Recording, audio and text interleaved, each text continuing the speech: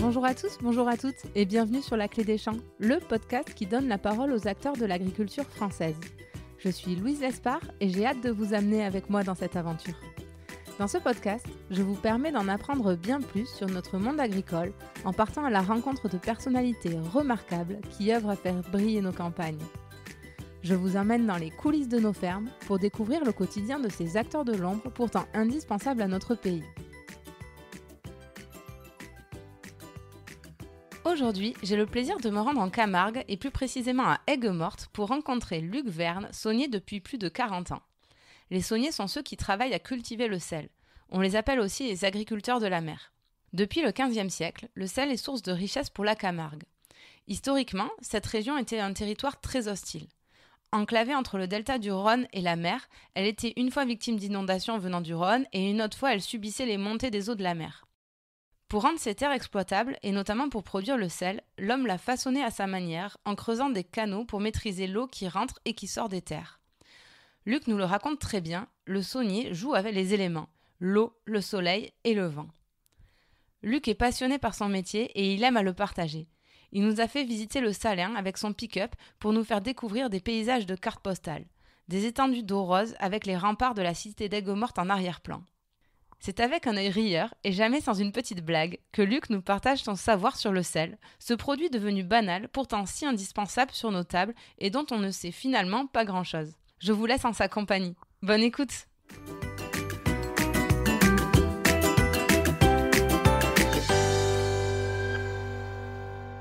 Bonjour Luc. Bonjour. Merci beaucoup de nous accueillir chez toi, près de Aigues-Mortes. Pour démarrer, est-ce que tu pourrais te présenter, nous expliquer où c'est qu'on se trouve actuellement? Donc je me présente, Luc Verne, saunier. Saunier, c'est celui qui aide la nature à faire le sel. Et on est à Aigues-Mortes, sur le site d'Aigues-Mortes. D'ailleurs, on voit les remparts. Ouais, c'est magnifique, l'eau est rose, comme on a l'habitude de la voir sur des cartes postales. C'est pas mal, ouais, c'est pas mal, ça va. Il y a pire, comme horizon, il y a pire. Et alors je crois que tu es saunier, donc quelqu'un qui cultive le sel depuis près de 40 ans maintenant, Oui. Et jeune retraité. Oui, j'ai fait une belle carrière de cette entreprise salinière qui s'appelle les Salins du Midi, c'est le groupe Salin. Sur le site d'Aigues-Mortes, j'ai eu la chance de travailler pendant 42 ans ici. Et alors quel a été le déclic pour toi de devenir saunier? Alors le déclic, je ne sais pas s'il y a eu un déclic, mais bon, quand tu es né au village, que tu as toujours eu ce lieu, que tu allais en vélo à la mer, et bon, mais c'est presque naturellement et que tu étais un piètre écolier à l'école, c'est presque naturellement qu'on te propose de bosser ici, tu t'es renseigné comment ça fonctionnait et tout, et tu viens de travailler ici, et c'est que du bonheur, quoi. Je crois aussi que tu avais ta famille qui travaillait là un petit peu? Oui, j'ai eu ma grand-mère, donc ma grand-mère et ma grand-tante qui ont travaillé ici, donc j'ai toujours vu à la maison, chez elle, des boîtes de sel baleine, qui est la marque emblématique du lieu. Et donc ça aide, quoi. Et puis quand ta grand-mère te parle de l'entreprise, qu'est-ce que tu fais? Et comme je disais toujours que je ne suis pas passionné par l'école, donc tu viens travailler ici et j'y suis resté. Et alors justement, est-ce que tu peux nous parler un peu de ce groupe Salin, de son activité? Le groupe Salin, il a évolué, puisque vu que j'y suis rentré en 1978, donc il y a quand même eu des évolutions. Mais bon, la base, c'est toujours le même, c'est toujours de faire du sel et de le conditionner et puis de l'expédier. Bon, moi, c'était plutôt, même si je me suis toujours intéressé à tout ce qui se passait dans l'entreprise, mais c'était plutôt le sel. Moi, je suis, entre parenthèses, un spécialiste du sel parce que j'ai commencé à apprendre ce métier, j'avais 18 ans et ça m'a plu et j'ai vu l'évolution du sel. Et donc, voilà, c'est un métier passionnant, prenant, qui t'absorbe un peu, mais enfin c'est un bon métier, quoi. C'est un bon métier. Et justement, du coup, tu as à la fois une histoire familiale et en même temps dans un grand groupe. C'est pas commun, ça, quand même. Oui, c'est un grand groupe par sa diversité, on va dire. C'est-à-dire qu'il y a plusieurs sites, donc c'est moins... Dans différents pays, d'ailleurs. Et puis, surtout dans plusieurs continents aussi. Donc, plusieurs pays, l'Espagne, la Tunisie, le Sénégal, aussi le nord de la France. Mais c'est un grand groupe, oui, c'est un grand groupe, mais c'est pas grand, comme s'il y avait une seule usine avec un seul lieu. C'est des petites structures. Bon, on est quand même 150, 160 à travailler ici. Donc, c'est un groupe important, quoi. Mais ça... Puis moi je travaille dehors, donc tu as moins la pression d'un grand groupe, quoi, parce que tu travailles dehors, tu circules sur le Salin, tu rencontres plus d'animaux ou d'oiseaux que de personnes. Mais bon, ça va, c'est quand même c'est pas mal. Écoute, je te propose qu'on poursuive l'interview dans ta voiture. C'est la première fois que je vais faire ça, mais on a fait beaucoup de routes. Tu nous as fait faire tout le tour des Salins. Ouais. Et pour qu'on parle de l'histoire du sel en Camargue et du métier de saunier quand même. Oui, on a vu quand même une petite partie. C'est très très grand. On n'aurait pas le temps de voir tout ça. La superficie de Paris, il paraît. Ouais, c'est un peu moins maintenant. C'est 7-8 000 hectares. Donc ça fait Paris intramuros, on va dire. Ben écoute, tu vas nous raconter tout ça de suite. Hein.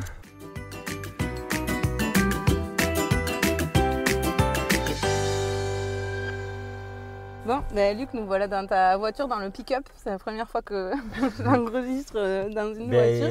C'est un peu un reportage sur les agriculteurs. Exactement. Voilà, donc le pick-up va très bien. La prochaine fois, je ferai un tracteur. Un tracteur, ouais. Alors, est-ce que j'aimerais bien parler avec toi de l'histoire du sel en Camargue. Pourquoi il y a du sel dans cette région? Alors, ce qu'il faut bien préciser, c'est que le sel est arrivé ici avant l'homme. C'est-à-dire qu'on avait ce qu'on appelle maintenant des tsunamis. La Méditerranée, c'est une mer qui bouge quand même l'hiver. Elle rentrait dans les terres, elle effaçait le cordon dunaire au mois de novembre, décembre. Et puis après, au mois de février, mars, quand le Mistral commence à se lever, ça repoussait l'eau en mer, ça reformait le cordon dunaire, il s'emprisonnait de l'eau de mer dans les étangs.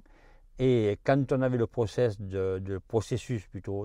d'évaporation qui s'enclenchait, c'est-à-dire au printemps, mars, avril, quand le printemps de chez nous, comme on appelle, mars, avril, mai, ça concentrait ces eaux et au mois de juin, juillet, on avait du sel. Alors les Romains sont arrivés, ils ont découvert ce sel, ils l'ont exploité. Et après, les Français ont découvert ce sel, ils l'ont exploité aussi. Et la grosse différence que l'on a eue par rapport au fait qu'il se fasse en bordure de mer, c'est que nous, le métier, on a approché le sel du conditionnement. Parce que le sel, ce n'est pas un produit très intéressant à transporter en termes de valeur ajoutée, mais c'est intéressant à conditionner. Donc on l'a amené plus proche de l'unité de conditionnement en le faisant circuler par des canaux, des étangs. Au début de l'ère de l'électricité, des stations de pompage, parce que c'est une chose, c'est qu'avant il n'y avait que le vent, il n'y a pas de dénivelé ici, donc il n'y avait que le vent qui faisait qu'on pouvait faire avancer de l'eau. Et après on a créé des stations. Quand je dis on, c'est les gens qui faisaient ce métier, évidemment. Oui, ça s'est fait sur des générations. Voilà. Et donc on a créé cette avancée des eaux, ce mouvement des eaux, pour amener la fabrication du sel sur les tables salantes, qui sont pas très loin qui sont entre en bordure et 3 km de l'unité de conditionnement. Oui, parce que en fait, la Camargue finalement est coincée entre deux bras du Rhône, plus la mer. Et donc, il y a eu un travail de l'homme sur des générations pour pouvoir cultiver le sel notamment, mais aussi faire de l'élevage, du riz. Mais c'est vrai que la diversité de la Camargue en matière d'agriculture, parce que nous, on est des agriculteurs de la mer. Il y a les agriculteurs de la terre, nous on est des agriculteurs de la mer. Voilà, on fait beaucoup de choses dans la région. On fait de l'élevage, on fait de la vache domestique, on fait du riz, on fait du blé, on fait beaucoup de choses dans la Camargue. Sur une terre qui était à l'origine très très hostile. Puis encore une fois, les eaux douces, eaux salées se battent. Toujours, on fait de la vigne et c'est bien d'en parler parce qu'on rencontre des problèmes à l'heure actuelle avec la vigne. Notamment le remonté de sel, c'est compliqué pour tout le monde, pour tous ceux qui font de la vigne. Mais voilà, c'est une région un peu compliquée, parce qu'il y a beaucoup d'eau, beaucoup de tout ça, mais on arrive quand même à faire des choses sympas dessus. Et alors, le fait d'avoir cultivé le sel, ça a profondément modifié le territoire et ça... C'est profondément ancré avec l'histoire de la ville qu'on a en face. d'Aigues-Mortes aussi, je voyais que ça voulait dire eau stagnante. Alors, je ne sais pas si ça je pense que le Salin était là avant, enfin, pas le Salin, mais l'eau salée était là avant la ville. Donc, c'est la ville qui s'est plutôt habituée au Salin. Et c'est vrai que la ville en évoluant, et le Salin en évoluant aussi, c'est un schéma qui se suit, tout ça, parce que les employés, la main-d'œuvre était à côté du Salin, à une époque où se déplacer pour aller travailler, personne n'en parlait. Il y avait 1% des Français qui se déplaçaient pour aller travailler. Sinon, tout le reste, ils travaillaient autour. Mais c'est vrai que les gens qui se sont élevés, qui ont vécu, le Salin, c'était quand même quelque chose de très important. Et c'est toujours quand même quelque chose de très important. Beaucoup de gens qui travaillent sur le Salin sont originaires, ou leurs grands-parents sont originaires du village. Et ça enrichit la ville, puisque tu le disais, c'était une denrée qui était rare, qui permettait de conserver les aliments, qui avait beaucoup de valeur. Ça a enrichi la ville, ça a permis les bateaux de pêche venaient chercher du sel. Je crois que le commerce de la morue aussi a été lié au commerce du sel, et ainsi de suite, quoi. C'est toujours quand il y a quand il y a quelque chose d'exceptionnel, parce que c'est exceptionnel le sel quand même. Maintenant on le banalise, mais c'est exceptionnel. Mais quand il y a un truc exceptionnel, et encore, nous on le voit encore plus maintenant, c'est-à-dire que les gens depuis 20 ans découvrent ce que c'est que le sel. Et il y a beaucoup de gens qui viennent ici, ça parle, il y a les réseaux sociaux, il y a la télévision, mais au début, c'est joli, c'est rose, c'est grand, mais les gens ne pensaient pas que tu passes en bordure d'Aigues-Mortes et la mer est à 7 km et c'est la nature, d'Aigues-Mortes à la mer, c'est la nature, quoi. Et alors, en quoi consiste le métier de saunier? Je lisais que vous étiez des agriculteurs de la mer. C'est quoi ton quotidien en tant que saunier? C'est une grosse surveillance de nos étangs. Il faut dire qu'il y a des étangs qui font 250 hectares, des étangs qui font 400 hectares. Donc, avec le vent, avec tout ça, c'est une grosse surveillance de nos étangs parce que c'est notre richesse, ça, les réserves, c'est notre richesse. Et l'été, alors après, c'est un peu le côté pointu, le côté que tu apprends quand tu débutes ton métier, où il faut être très pointu, parce que c'est toujours facile de faire du sel. On ne se rend pas compte, mais c'est facile. Le plus compliqué, c'est de le faire au bon endroit. Et ça revient à ce que je disais au début, c'est-à-dire que le sel, il faut qu'on le fasse dans les tables salantes, au plus proche de l'usine, pour pas qu'on ait beaucoup de frais de transport, tout ça. Donc si tu ne fais pas le sel au bon endroit, premièrement, si tu vas trop vite dans ta circulation des eaux, d'étang en étang, si tu ne respectes pas ton cahier des charges, quand il fait beau, quand tu as du Mistral à 40 à l'heure avec 30 degrés de température, ça va, ça va, tu fais circuler tes eaux. Au contraire, il faut aller vite, sinon tu vas tout bloquer, le sel va se déposer partout. Mais si du jour au lendemain, comme ça peut arriver, tu passes sur un vent d'est et que tu continues à garder les mêmes réglages, quand tu vas arriver à l'endroit où ton eau est saturée, pour mettre sur des tables salantes, c'est-à-dire là où tu vas fabriquer ton sel, eh bien, ton eau n'est pas saturée. Donc, si elle n'est pas saturée, qu'est-ce que tu vas faire? Tu ne pourras pas alimenter les tables salantes, ou si tu les alimentes, tu vas fondre le sel que tu as fait déjà. C'est là qu'il faut être très pointu. Moi, je dis toujours, la nature, elle fait 95% du travail. Mais les 5% que moi, mes copains d'Aigues-Mortes, les copains de partout, c'est 5%. Si on n'est pas pointu, eh bien, on ne fera pas du sel. Tu dis que c'est facile, mais quand même qu'on comprenne bien, vous avez creusé sur plusieurs générations des canaux pour alimenter tout ça. Vous pompez l'eau de la mer.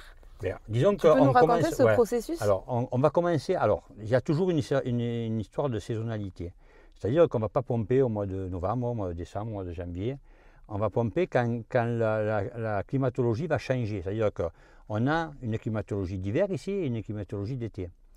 À partir de mi-février, fin février, mi-mars, on va avoir un phénomène qui va s'inverser, c'est-à-dire qu'on aura eu des pluies d'hiver, et là on va passer sur un régime de nord, comme disaient les météorologues.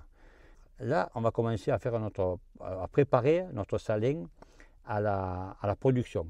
C'est-à-dire qu'on va commencer à étaler nos réserves. Pour faire une bonne quantité de sel, il faut commencer à le faire entre fin avril et mi-mai. La densité de la mer, la concentration en sel, à cette époque, quand on est sur un temps de nord ou de ouest, et qu'on a une mer Méditerranée qui est à 18-20 degrés, elle va avoir 30 grammes de sel par litre d'eau. Ces 30 grammes vont nous permettre de commencer à pomper en mer, et on va faire circuler cette eau. On va la faire circuler pendant 4 mois. Une fois qu'elle sera arrivée en bout de circuit 4 mois, elle sera concentrée en sel. C'est pour ça que si au départ on pompe en mer une eau qui est moins concentrée en sel que 30 grammes, qui est à 25 ou 20 grammes, en début juillet, elle ne sera pas concentrée en sel. Donc c'est très important. Et ensuite, donc, arrive le mi-mars, tu nous le disais, donc là vous pompez l'eau de mer, la nouvelle eau de mer que vous injectez. Voilà, elle la fait circuler, elle va faire 60 km, 3 mois et demi, 4 mois, ça dépend de la climato, et elle va arriver saturée en sel prête à mettre dans les tables salantes. Et alors, par quel processus elle arrive? Je voyais qu'il y avait des partellements ou en fait... Alors, c'est au départ sur à peu près 2000 hectares. Ce sont des grands partellements parce qu'il faut pomper beaucoup de volume d'eau. Des partellements, c'est des bassins. C'est des bassins, voilà, c'est des bassins. Ce sont des grands étangs et on les remplit, Et l'important par rapport à ce que je disais, c'est que si le vent tourne au sud ou à l'est 15 jours après, on peut s'arrêter de pomper. Ouais. C'est-à-dire qu'on ne peut pas pomper de l'eau qui est moins de 30 grammes de sel par litre. Voilà. Parce qu'en fait, ces vents-là, ils amènent de l'eau du Rhône. Entre autres, et puis ils amènent aussi des eaux plus ou moins douces qui naviguent en Méditerranée. La Méditerranée n'est pas salée partout pareil. Il y a des endroits qui est beaucoup plus salée, du côté de l'Afrique du Nord, mais plus côté Libye, tout ça. Et des endroits qui est moins salée. Donc l'essentiel, c'est de... Puis il y a un contrôle aussi sur tous les matins. Du moment qu'on commence à faire ce qu'on appelle nous la mise en eau, il y aura toujours quelqu'un qui va passer n'importe quel jour de la semaine, du mois, que ce qui soit férié, pas férié, samedi, pas samedi, il y a toujours quelqu'un qui passe le matin. Et du coup, alors, elle passe d'étang en étang et en fait, elle se filtre petit à petit. Puisque... Alors, elle passe d'étang en étang, elle se concentre. Il faut bien, comme je disais, on est le plat pays. Il arrive à un moment où l'eau ne court plus. Et comme par miracle, il y a une session de pompage parce qu'on est sur un métier qui dure quand même depuis 200 ans, dans sa fonction moderne, on va dire. Hein. Et donc 150 ans, et donc il y a une station de pompage qui va reprendre l'eau et qui va la remonter, les systèmes de l'écluse, pour arriver aux tables salantes où là elle est prête à mettre dans nos cristallisoires. Et là aussi il y a le soleil et le mistral qui font évaporer l'eau et qui font que petit à petit l'eau se concentre très fort en sel. Plus il évapore l'eau, la nature est bien faite, hein, plus il évapore l'eau et plus le sel est concentré à l'intérieur. On en rajoute régulièrement, bien sûr beaucoup quand on est sur du nord ou de l'ouest avec des bonnes chaleurs, moins quand on est sur des vents d'est avec de l'humidité, jusqu'à arriver pratiquement des fois à arrêter le partennement parce que on estime qu'on va trop vite, malgré le fait de réduire, on va trop vite, donc on arrête, on attend que la climatologie soit favorable et on reprend. Et donc ensuite arrive la récolte autour de mi-juillet. Ça, c'est la grande inquiétude, même si on triche parce qu'on surveille quand même nos épaisseurs de sel. Et c'est là un peu la consécration du métier parce que nous, on sait à peu près quand on prend la sonde si le sel est de qualité, c'est quand même le but du jeu. Hein. On sait que s'il est de qualité, s'il a de la cohésion, c'est-à-dire s'il est dur, il faut qu'il soit dur. Et on sait l'épaisseur qu'il y a. Quoi. Donc quand on découvre la table salante et qu'on vérifie l'épaisseur, on fait un peu les étonner. Oh, c'est bien, on a bien travaillé, mais on sait qu'on a bien travaillé. Quoi. Et du coup, la récolte, elle dure combien de temps? Un mois à peu près? Alors je vais faire une réponse, ça dépend de l'épaisseur. Si l'épaisseur est... Parce qu'on n'a jamais la même épaisseur. Quoi. On peut avoir les mauvaises années, 5-6 cm de sel, parce qu'on a eu un printemps pourri, il a plu, machin, tout ça. Et on peut avoir 14 cm. Donc en fonction de l'épaisseur, la récolte dure de fin août à début octobre. Et vous embauchez beaucoup de saisonniers pour ça? Les enfants du pays viennent travailler l'été? Alors tous les enfants du pays, à un moment donné, les 90% des enfants de ce carré-là, plus de la banlieue, ils nous montrent Aigues-Mortes. On travaillait un peu ici, quoi. Que ce soit un emploi saisonnier pour ceux qui étaient à la fac, parce qu'ils ne reprenaient que début octobre pour la récolte, que ce soit un saisonnier juillet-août, parce que moi, pendant longtemps, à la récolte de fer de sel, j'ai privilégié les enfants de mes amis, de mes copains, des employés, de tout ça, vu que je faisais le casting. Et puis ils étaient à 5 minutes du village, donc quand ils venaient travailler le matin, ils pouvaient se permettre de se lever à 6h moins 20 pour être au bureau à 6h moins 5. Et tu nous parlais de bonnes, de mauvaises années. Un des ennemis jurés pour la production du sel, c'est l'eau de pluie. C'est l'eau de pluie, voilà. Parce que c'est de l'eau douce et que ça dilue finalement la concentration. Alors on essaie quand même dans notre métier, la base de notre métier, c'est d'éviter que l'eau de pluie dilue le sel. C'est de le défendre, ce qu'on appelle nous dans notre jargon le défendre. Le défendre, c'est que quand il pleut ici, comme je dis, on est le plat pays, donc ça tombe et nous on l'évacue. Mais voilà, après il faut intervenir et la pluie, elle ne choisit pas le moment pour tomber. Hein. Elle va tomber la nuit, Le à dimanche. 11h du soir, le samedi, le dimanche, le 14 juillet, le 15 août. Voilà, c'est comme ça, c'est le métier. Et du coup, je ne sais pas si ça s'est bien senti, mais vous avez vraiment un métier. Bon, les agriculteurs jouent avec la nature et les éléments, mais le saunier quand même particulièrement, puisque là tu nous racontais que l'eau de pluie quand elle tombe, donc il faut, en fait, donc l'eau douce pèse moins que l'eau salée, donc elle remonte en surface. Ouais, elle reste à peu près 3-4 heures en surface. Ouais. Donc il faut absolument que vous l'évacuiez. En fonction du sens du vent, vous ouvrez un côté du cristallisoire. Du cristallisoire, opposé au vent. On peut appeler un champ d'eau en fait. Oui, un champ d'eau. Ouais. Donc le côté du champ ou l'autre. Et il y a vraiment cette dimension de jouer avec les éléments et la nature. Jouer, oui, ça peut être le mot, c'est surtout s'adapter à... Mais des fois, on est surprise quand même, parce que la nature, des fois, est changeante. Donc, mais en général, dans 98% du temps, 95% du temps, quand on a un orage ici, un vrai orage, pas 20 mm, 20 mm, c'est pas un orage, hein. Ça arrose les géraniums, mais 50, 100 mm en été, d'ailleurs, on va avoir du Mistral. Donc, à 2h du matin, avant, alors, il y a eu quand même une chose qui a évolué, c'est que maintenant, il y a des portables. Et ça, c'est bien, ça, parce que les portables, avant, tu attendais le coup de téléphone du mec de permanence dans ta salle à manger en bas, près de ton fixe. Alors que maintenant, quand même, celui qui est de permanence, il peut être au lit avec son téléphone à côté. Si c'est le samedi, il peut surveiller ses enfants aussi en même temps, s'ils sont sortis, savoir quand ils sont rentrés. Mais voilà, c'est important parce que le mec, il est sur le terrain, il fait le tour des pluviomètres. Bon, là, il a plus 50 mm, on va alléger, quoi. Il prend son portable, allô, il sait qu'il travaille, appelle un tel, voilà. Mais on essaie quand même en fonction des... Quand c'est une petite pluie, pour nous, une petite pluie, c'est 50-80 mm. On vient tous, on fait ce qu'on a à faire, puis une partie repart se coucher, une partie reste, surveille. Bon, après, sur des petites pluies, si on intervient à 40 mm, par exemple, parce qu'on a décidé d'intervenir à 40 mm, on ne vient pas tous, quoi. Parce qu'on ne sait jamais, ça peut durer des fois, reprendre le lendemain, et l'être humain a besoin de dormir quand même. Et j'aimerais bien du coup maintenant passer sur la partie du produit fini. Ça m'amène à la question de l'auditeur, c'est Magali qui te demande quelle est la différence entre le gros sel et le sel fin. Ah ben, au départ, on ne fait que du gros sel. La récolte, c'est que du gros sel. Après, on a un gros panel nous, de sel sur Aigues-Mortes depuis toujours. On fait du gros sel séché, on le sèche artificiellement. Ce sel, quand il est séché, ce gros sel, il peut être broyé pour faire du sel fin. Ça permet, par exemple, de le mettre dans les boîtes verseuses que tout le monde connaît de la baleine. Ces boîtes verseuses qui passent par la petite étoile. Et comme le sel, c'est quand même un produit vivant, il faut bien se dire une chose, c'est que le sel, ça évolue en fonction de la climato. Quand il y a du Mistral, un vent de terre, on va avoir le sel va être sec. Quand on a du vent du sud, un vent de mer, le sel va être humide.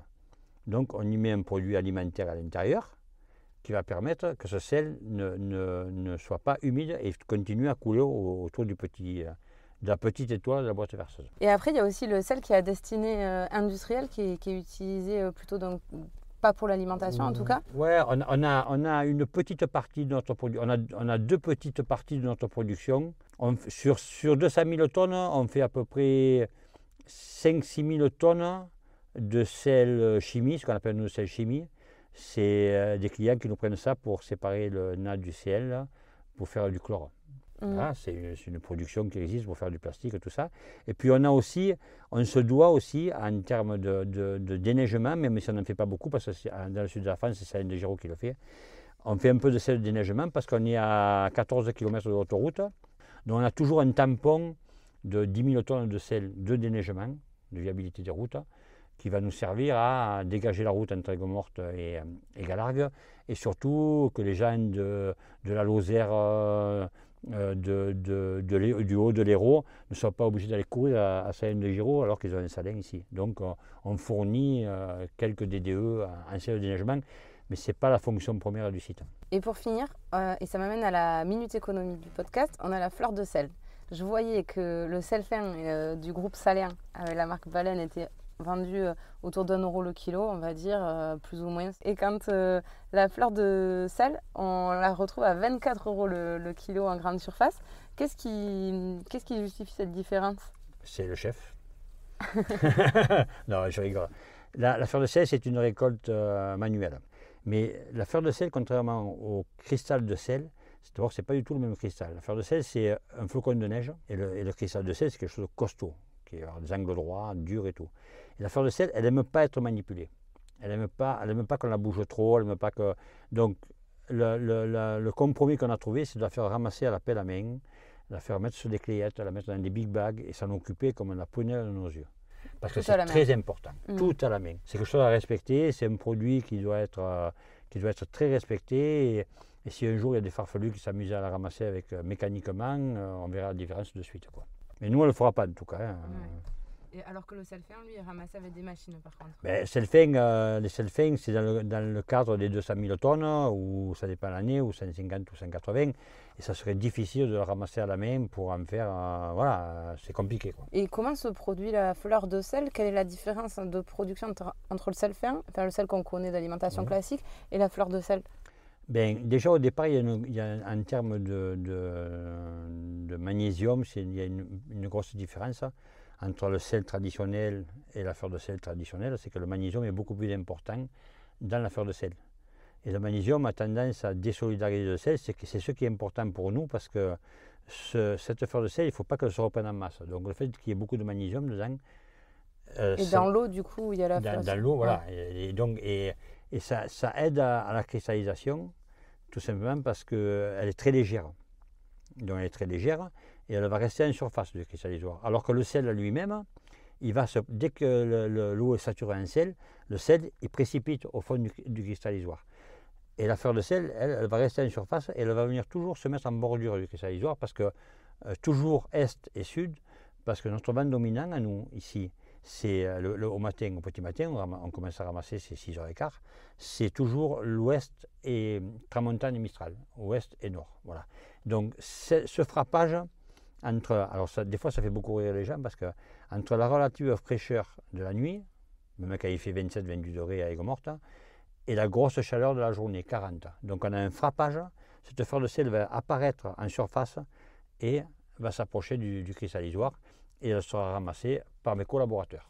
Et du coup, il y a certains bassins où vous favorisez l'apparition de ce magnésium pour créer cette fleur de sel. Ouais, on pourrait en ramasser partout, mais on a un gros avantage d'avoir une grande table salante où on va la consacrer toute l'année à ça, c'est-à-dire garder nos saumures l'hiver, y faire une récolte l'été, en sachant que la grosse partie de la récolte de fleur de sel dans la journée, c'est entre 6h15 du matin et 10h30. Parce qu'après 10h30, il commence à faire 30, 35. On est moins productif. Ça tape sur la... Puis bon, on ne va pas les tuer non plus. Hein. Non, c'est pas le but. C'est compliqué. Hein. Et c'est là dans mon rôle de responsable, ce qui était mon rôle de responsable de fleur de sel, c'est de récolte.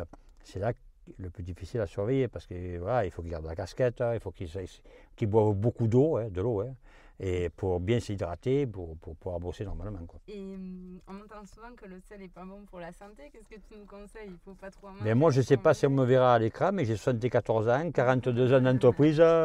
Non, c'est comme tout. Et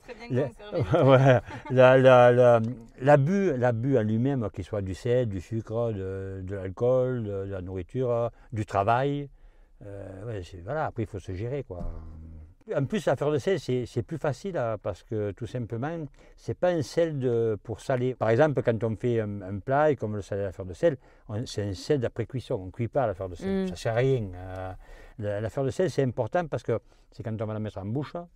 Alors on n'est pas obligé d'utiliser une côte de bœuf. Hein. On peut prendre des petites côtes d'agneau, du poisson, une petite pomme de terre de sable, voilà. Une carotte, une tomate. Et pas une tomate de janvier. Hein.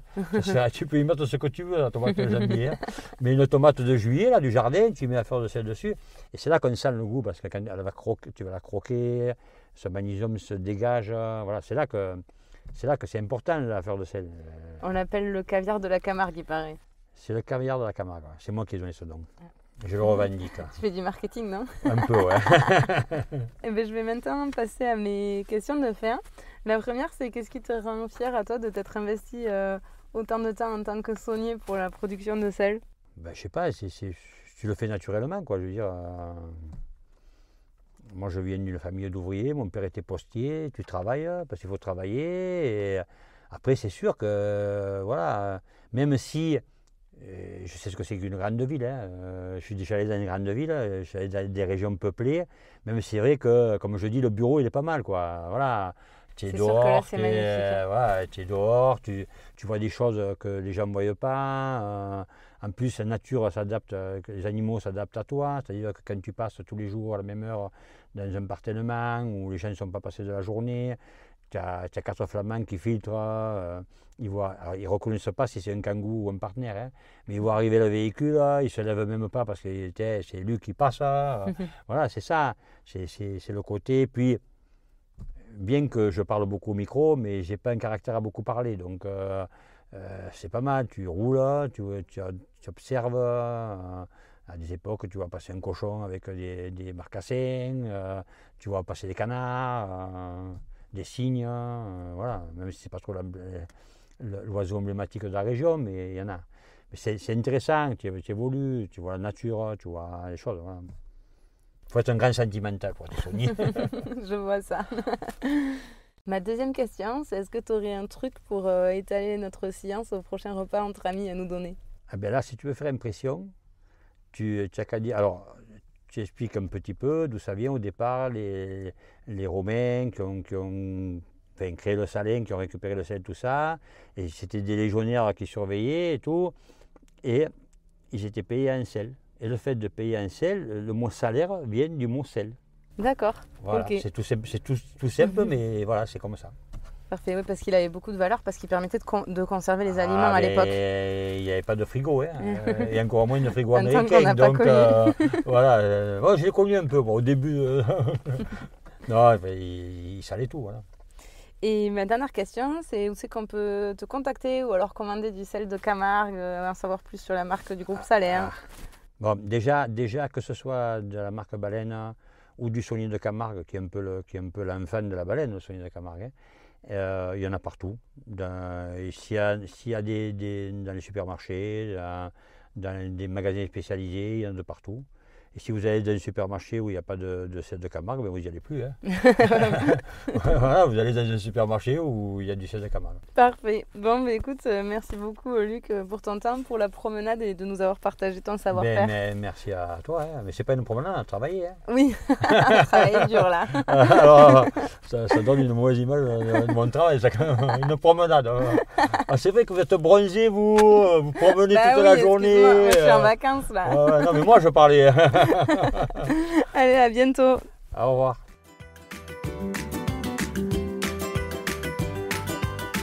J'espère que cet épisode vous aura plu. Si c'est le cas, n'hésitez pas à laisser une note 5 étoiles ou à en parler autour de vous. Ça m'aiderait énormément pour faire connaître le podcast. Merci beaucoup et à bientôt pour prendre ensemble la clé des champs.